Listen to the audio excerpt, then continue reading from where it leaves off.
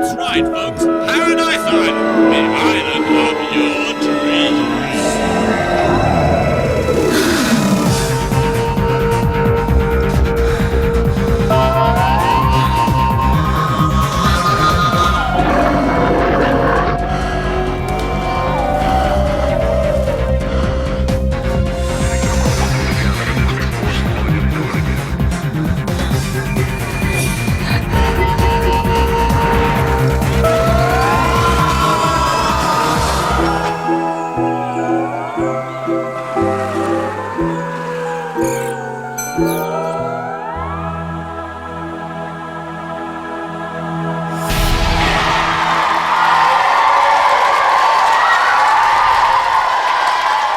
Good evening and welcome to GamesMaster. Here on our desert island, drowning is a constant source of life-threatening alarm, which is why we always have an inflatable close to hand. Helena has her lovely little ring, Leanne has her fantastic jet ski, and I have this enormous stomach which has been grafted on by the Department of Health and Safety for added buoyancy. On tonight's show, boxers Ryan Rhodes and Khalid Shafiq beat each other's meat in Street Fighter X. But we begin with an event which we like to call Three Big Men Get Hard.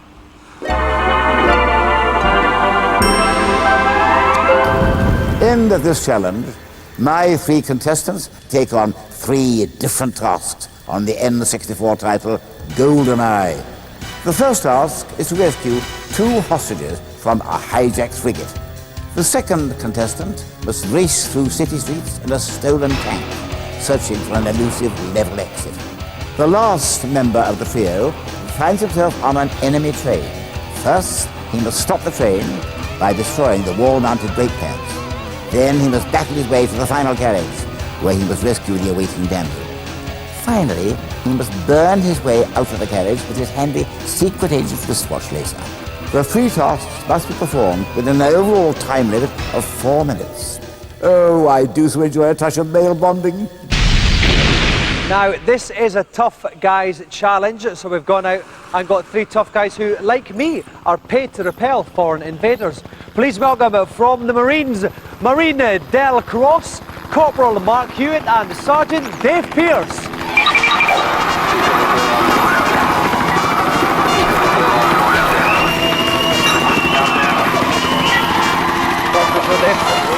Welcome, Mark. Welcome, Del. Okay, now, obviously, you're all Marines, you're all very, very hard, like myself. What's the hardest thing that you've done in the service then, Dave? Well, I would say operating in the Scottish Highlands, actually, in winter, yomping around the mountains, which we do out there with all our kit in those sort of harsh conditions. Now, Mark, what about you? What's the toughest thing you've had to do? I think probably deploying to Norway for Arctic training. Commando unit normally goes there for up to 3 months during the winter months each year, and that's quite demanding. Mm-hmm. And Del, what about you? I've got to say the 6-month deployments away from home. Yeah. What's the tough about that? Who do you miss? Oh, you miss the old beer and getting down. I thought you were going to say like your girlfriend or someone like that, or your wife. But it's just the beer. Yeah. That's fantastic. We like that. That's a 90s man thing. And finally, if all three of you did have a fight, who's the hardest? Dave. Yeah. So he keeps telling us. Deferring to right there. That's good. That's the way to go on in the services. Okay, well, it's a very, very hard challenge. While the guys finally get pepped up for it, we're going to take a look at today's news.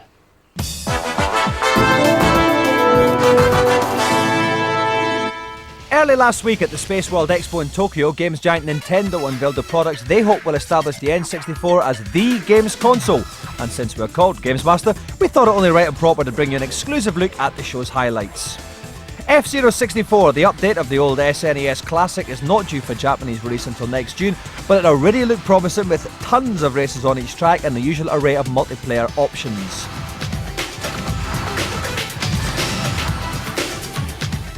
Yoshi's Story will be out for Christmas in Japan, and while it retains the 2D look of its predecessor, it's a good bet it'll be the best 2D platform game in Christendom.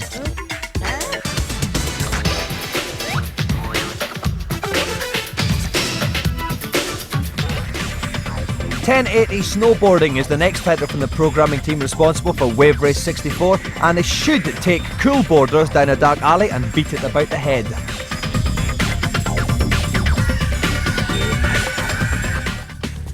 British software house Rare was showing the 3D Mario-type game Banjo-Kazooie, due for release in April, the month of lots of games with stupid names.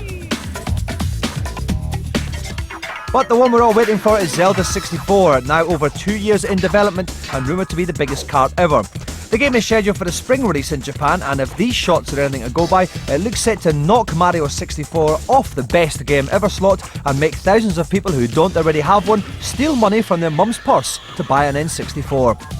With PlayStation sales so astronomically high, with everybody in the world owning at least 3 or something, Nintendo has its work cut out, but with titles like Zelda now just months away, the battle is only just beginning.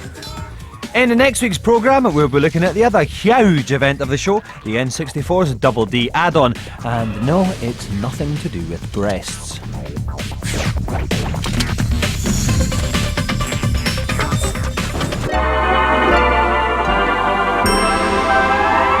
Okay, joining me in the co-commentary box is Rick Henderson. Rick, you're no stranger to uniforms yourself. Well, I do like a nice nurse's uniform, but I often find they're 2 sizes too small for me.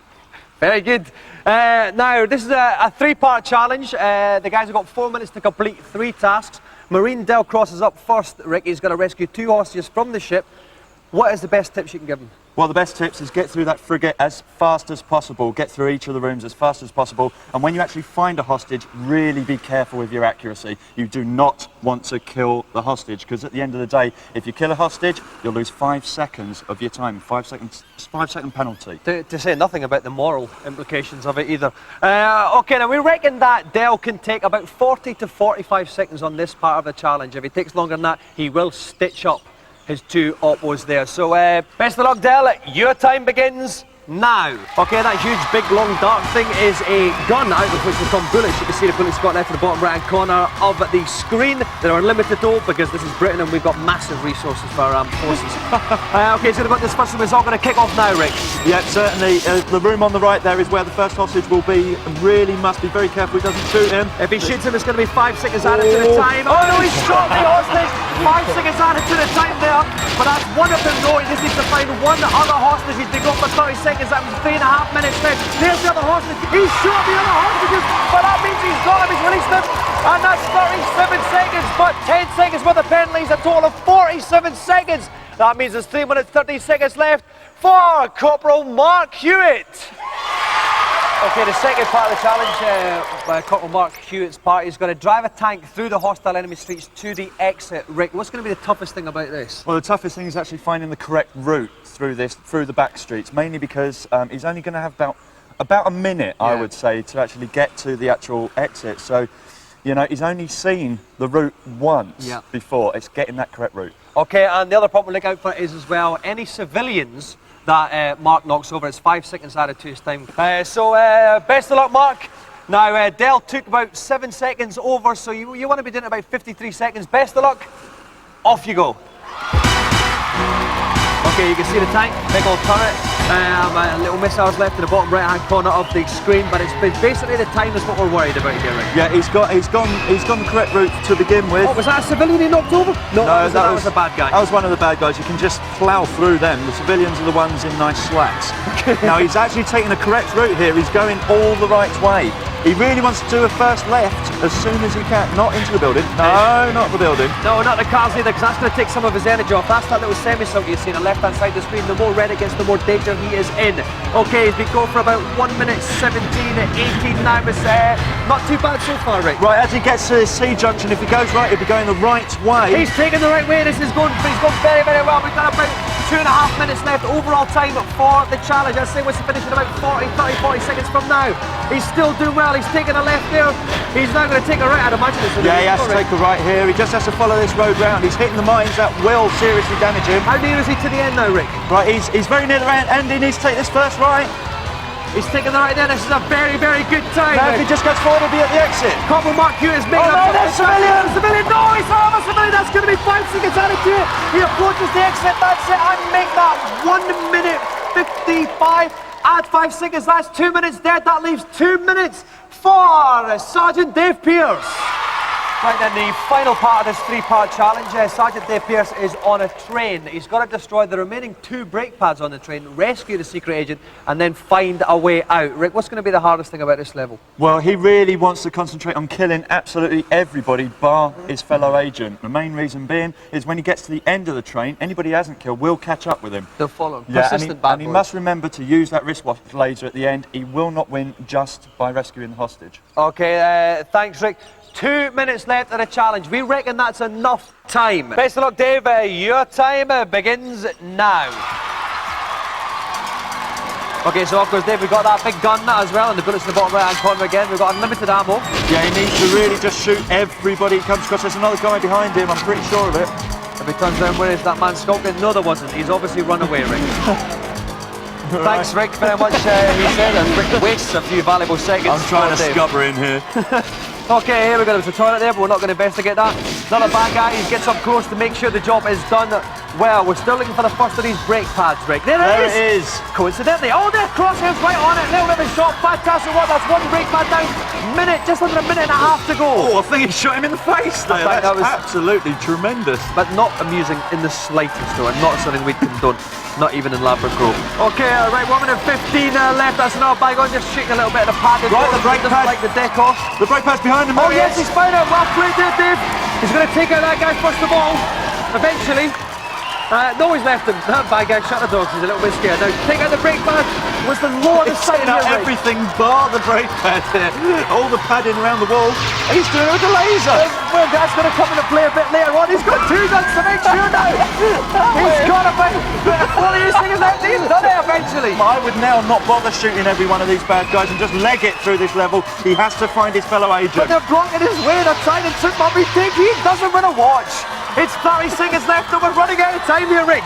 He's going to now find the secret agent. There she is. Don't shoot the secret agent. She's dead. No, she's dead. That's another 5 seconds added to the time. That means he's got about 5 seconds left here. Get out of the train, Dave. He's got 2 seconds. He's going to choose the wristwatch. No, it's not going to work because he's out of time. He's got to the end. The cube has got his bear. The secret agent was dead. It all went a bit wrong at the end for the Marines.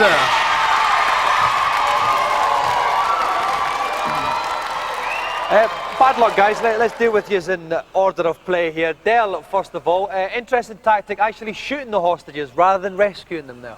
Yeah, I thought that would cut down on time mucking about with the sights. Just go around and blast the whole house down. But so you're about 7 seconds over, and then Corporal Mark Hewitt took over and played a blinder. You tore through that level, didn't you? Yeah, I think I had the easy part there. It was just driving through and remembering the route. So that's not bad. That's not bad. And then, with 2 minutes left, we've gone into the highest ranked member of our triumvirate, Sergeant Dave Pearce. A gung-ho, shoot everything in sight, using every single weapon bonanza. No, I just utilised all the weapons I had, which I remember that I had. And I thought the watch came out the best, actually. Well, it's unfortunate, although the guys haven't won a joystick, it's been a pleasure to have you on, and it's good to know that the safety of Britain is in great hands, as long as it doesn't involve trains, frigates, hostages, or watches with lasers in it. Thank you very much indeed. Dave, Mark and Dell, the defence of the realm.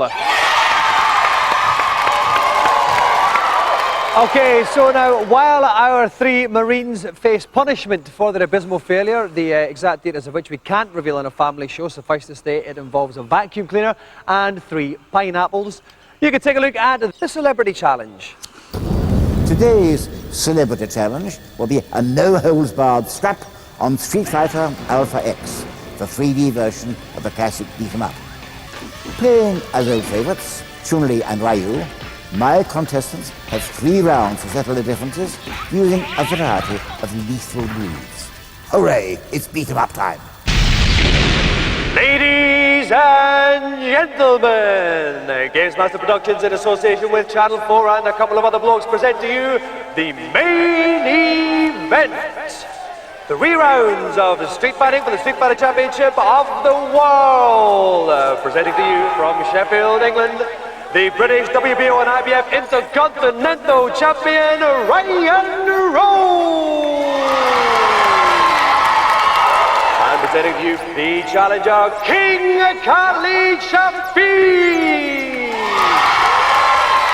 Ladies and gentlemen, let's get ready to rumble!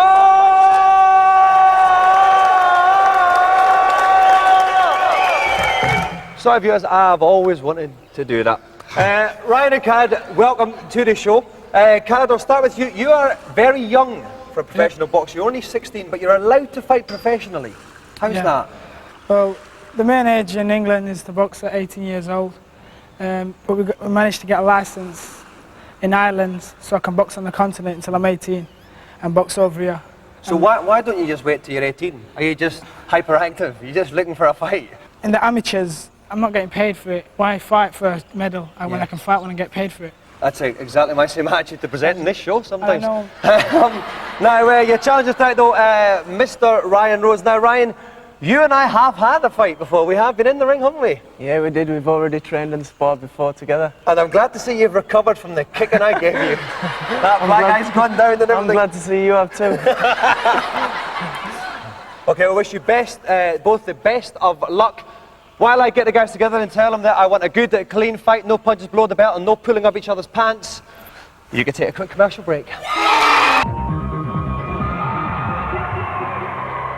back to GamesMaster. We're about to play Street Fighter X. We have got middleweight Ryan Rhodes, super featherweight Khalid Shafiq, and in the commentary box, don't know what weight he is, and I'm not going to ask him because he's bigger than me, Kirk Ewing. Kirk, I know you're a boxer, you've been inside many a ring. But never yours, you deviant. No, that is true.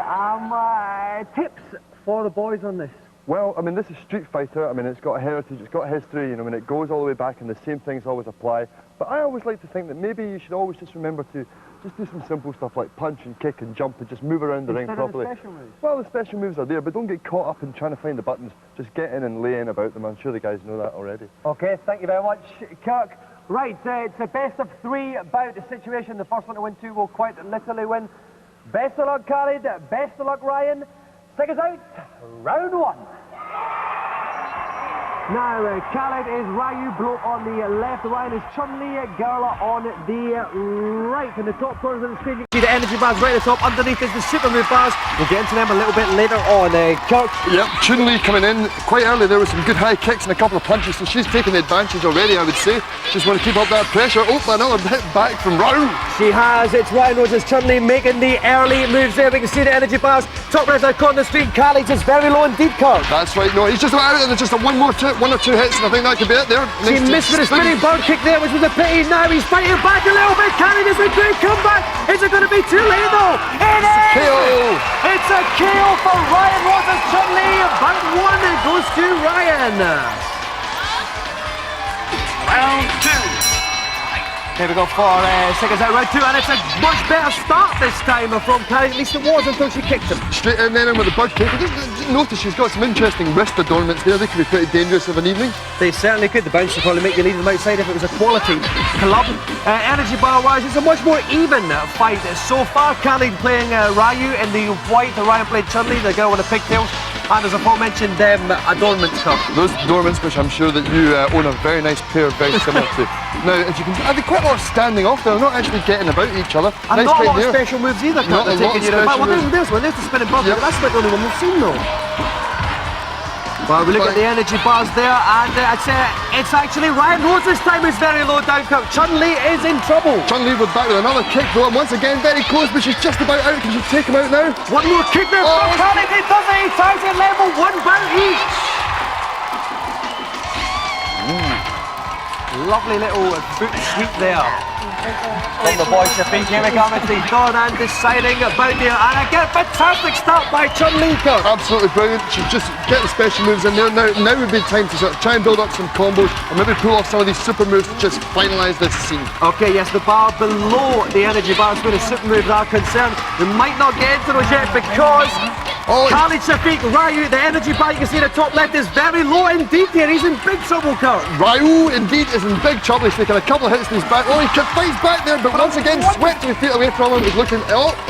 It's a good flank hit, but it's very low. One more hit and Ryan Rhodes will win this. For Khalid, he throws over 7 minutes to finish off with. It's KO. Ryan Rhodes is the winner.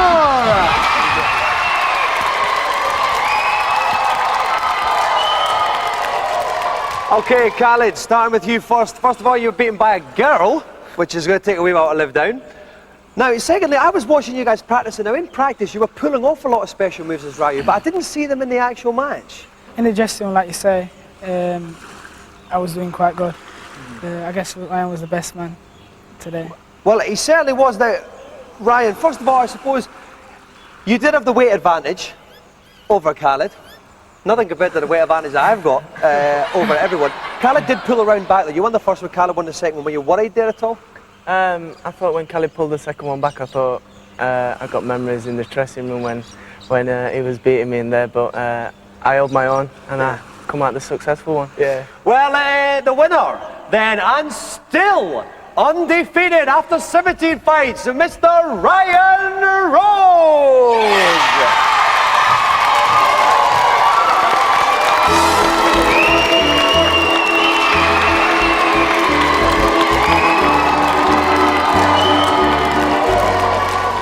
Like you, I buy video games.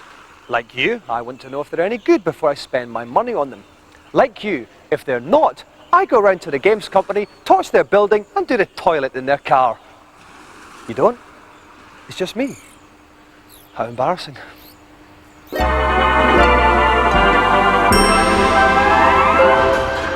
Being Scottish, I've had more than my fair share of cute and bouncy little redheads. Sadly, this one's only a marsupial. Crash Bandicoot 2 has arrived on the PlayStation. Yes, the Bandicoot is back with a whole host of new moves and characters. The original was a bit cutesy for me, but the sequel is a little better around the edges. The look and presentation on this game is stunning. They've really pulled out all the stops on it, utilising the PlayStation's high-res mode. It's one of the first games to do so, and it's something you will see a lot more of. There are a lot of amusing touches in this game, none more so than the death scenes. They're so funny you almost want to crash into something that'll kill you just to see them. Crash and get frozen to a block of ice, disintegrated, burnt to a cinder, turn into a huge transparent angel that gracefully ascends upwards. All of these things make a game, and it's the little touches that really bring a smile to your face. Now there are some interesting additions to Crash Bandicoot 2. The jetpack level is seriously good fun. You've got motorised surfboards, Crash swinging from vines, crawling, leaping around and spinning as he usually does. You get to ride around on polar bears. The thing's quite interesting and thoroughly enjoyable. It goes without saying that if you like Crash Bandicoot 1, you'll love this game.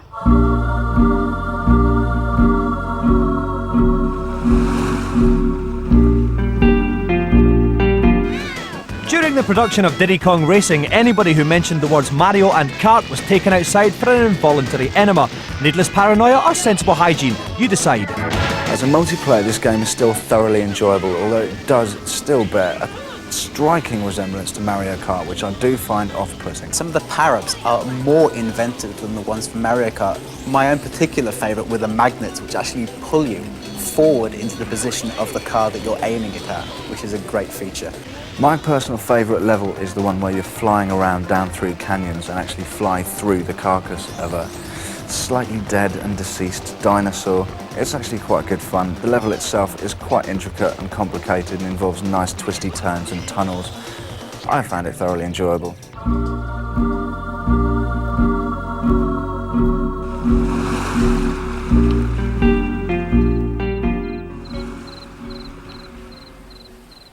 So that's 3 shows over, only 7 more GamesMasters to go. That means 7 weeks until television as a whole becomes duller than the Encyclopedia Britannica in a matte brown finish. See you later.